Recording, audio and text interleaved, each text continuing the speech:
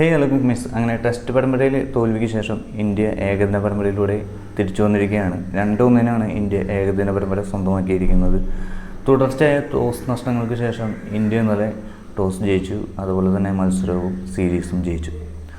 2 മാറ്റങ്ങളോടെയാണ് south Africa ഇന്നലെ ഇറങ്ങിയത്.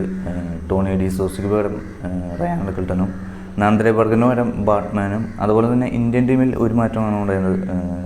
Washington സുന്ദറിന് പകരം തിലക് വർമ്മയാണ് ഒരു മാറ്റം. സൗത്ത് ആഫ്രിക്കയുടെ ഓപ്പണിംഗായി വന്നത് റയാൻ റിക്കിൾട്ടനും ക്വിൻ്റൺ ഡിക്കോക്കും ആയിരുന്നു.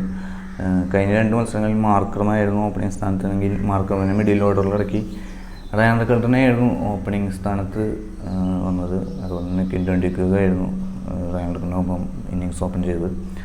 എന്നാൽ ആ പരീക്ഷണം പാളിയായിരുന്നു. ആദ്യ ഓവറിൽ തന്നെ റയാൻ റിക്കിൾട്ടനെ സൗത്ത് ആഫ്രിക്ക നഷ്ടമായി. അർഷദീപ് സിംഗാണ് റയാൻ റിക്കിൾട്ടനെ ആദ്യ ഓവറിൽ തന്നെ മടക്കിയത്. 2ാം വിക്കറ്റിൽ ബൗമയും ക്വിൻ്റൺ ഡിക്കോക്കും ചേർന്ന് 113 റൺസിൻ്റെ പാർട്ട്ണർഷിപ്പ് ബിൽഡ് ചെയ്യും. എന്നാൽ സ്കോർ ബോർഡ് 114 നൽകി ബൗമയെ വിരാട് കോഹ്ലിയുടെ കയ്യിലെത്തിച്ച് ജഡേജ ഒരു ബ്രേക്ക് ത്രൂ നൽകുകയും ചെയ്തു. 3ാം വിക്കറ്റിൽ മാത്യു ബ്രിസ്കിയുമായി ഡിക്കോക്ക് 54 റൺസിൻ്റെ പാർട്ട്ണർഷിപ്പ് ബിൽഡ് ചെയ്തു. എന്നാൽ 26 ഓവറിൽ 158-2 എന്ന സൗത്ത് ആഫ്രിക്ക 47.5 ഓവറിൽ ഓൾ ഔട്ടാകുന്ന സ്ഥിതിയാണ് ഉണ്ടായത്. അതായത് 26 ഓവറിൽ 158 എന്ന അത്യാവശ്യം 6ന് മുകളിൽ റൺ റേറ്റ് ഉണ്ടായിരുന്ന സ്കോർ. പിന്നീട് കണ്ടത് സൗത്ത് ആഫ്രിക്കൻ ബാറ്റിങ്ങിൻ്റെ ഒരു കൊളാപ്സാണ്. 29ാം ഓവർ എറിയാൻ വന്ന പ്രസി കൃഷ്ണ അദ്ദേഹത്തിൻ്റെ 2ാം സ്പെല്ലിൽ ഓവറിൽ തന്നെ മാത്യു ബ്രിസ്കിയും എയ്ഡൻ മാർക്കത്തിന് മിഡിൽ ഓർഡറിൽ ഇറക്കി ശരിക്ക് വിനയായി പോയെന്ന് സൗത്ത് ആഫ്രിക്ക തോന്നിയ നിമിഷമായിരുന്നു. എയ്ഡൻ മാർക്കത്തിനെയും മാത്യു ബ്രിസ്കിനെയും ആ ഓവറിൽ തന്നെ പുറത്താക്കി പ്രസി കൃഷ്ണ തൻ്റെ കംബാക്ക് ഇറക്കുകയായിരുന്നു.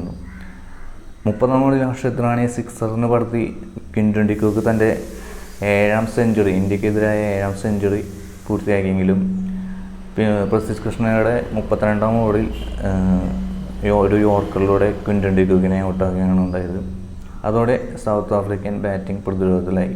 ഏകദേശം 32 ഓവർ 33 ഓവറിൽ 200-ലെത്തിയ സൗത്ത് ആഫ്രിക്കൻ സ്കോർ. പിന്നീട് കുൽദീപ് യാദവാണ് ഇന്ത്യയുടെ ബൗളിംഗ് അറ്റാക്ക് ഏറ്റെടുത്തത്. കുൽദീപ് യാദവ് ഓവറിൽ തന്നെ ജാൻസനെയും ബ്രൂവിസിനെയും മടക്കി സൗത്ത് ആഫ്രിക്കയെ വീണ്ടും ഞെട്ടിച്ചു. അങ്ങനെ ആഫ്രിക്കൻ സ്കോർ 270 എന്ന നിലയിൽ ഓൾ ഔട്ടാണ് ഉണ്ടായത്. ഇന്ത്യക്ക് വേണ്ടി പ്രസിദ്ധ് കൃഷ്ണയും കുൽദീപ് യാദവും 4 വിക്കറ്റും വീതം വീഴ്ത്തി. മറുപടി ബാറ്റിങ്ങിന് ഇറങ്ങിയ ഇന്ത്യ വളരെ കൂളായിട്ടാണ് സൗത്ത് ആഫ്രിക്കൻ ബോളർമാരെ നേരിട്ടത്. യശസ്വി ജയ്സ്വാളും രോഹിത് ശർമ്മയായിരുന്നു ഇന്ത്യയുടെ ഓപ്പണിംഗ് ആയി വന്നത്.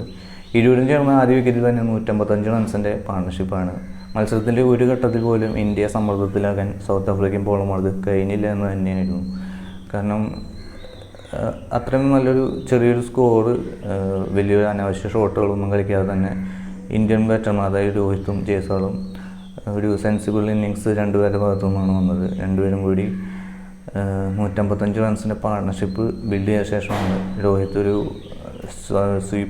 ഒരു സിക്സർ ലെഗ് സൈഡിലേക്ക് ഒരു സിക്സറിന് ശ്രമിക്കുന്നതിടെ കേശവ് മഹാരാജൻ്റെ ബോളിൽ ഔട്ടാവുന്നുണ്ടായത്.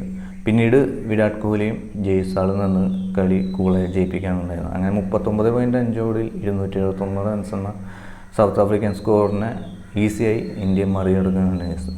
യശസ്വി ജയ്സ്വാളാണ് ഇന്നലത്തെ കളിയിലെ താരം. അദ്ദേഹം തൻ്റെ ആദ്യത്തെ സെഞ്ചുറിയാണ് ODI പൂർത്തിയാക്കിയത്. കൂടെ സപ്പോർട്ട് ചെയ്യുന്ന വിരാട് കോഹ്ലിയും വളരെ അധികം താമസിയാതെ തന്നെ യശസ്വി ജയ്സ്വാളിനോടൊപ്പം ചേർന്ന് അധികം ബോളൊന്നും മിസ്സാക്കിയതാണ് ക്ലാസിക് 4കളും 6കളുമായി കളം നിറഞ്ഞത്.